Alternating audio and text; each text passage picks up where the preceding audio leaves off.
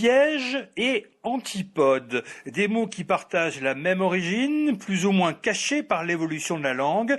Ils descendent en effet tous les deux d'une racine indo-européenne à la tête d'une impressionnante famille de mots, le radical pède ou pod qui veut tout simplement dire le pied. L'antipode, pour commencer, ce lieu sur Terre diamétralement opposé à l'endroit où l'on se trouve.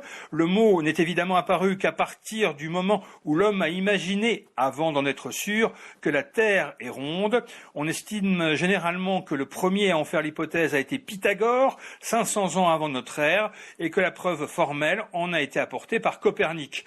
Pour en revenir à notre antipode, il descend du latin antipodes, anti contre et podes le pied.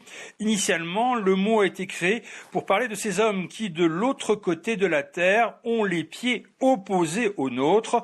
Par rapport à nous, ils marchent donc la tête en bas. L'image est amusante pour parler de nos antipodes que sont les Australiens ou les Chinois.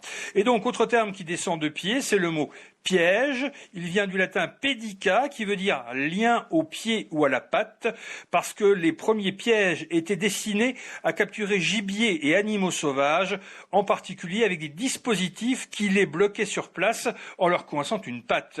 Ils étaient littéralement immobilisés par les pieds. Ce n'est qu'ensuite, par analogie et au sens figuré, qu'on a commencé à parler de piège au sens d'une ruse qui permet de prendre le dessus sur un adversaire ou sur un concurrent, de le tromper par un moyen détourné qui le fera tomber dans le piège.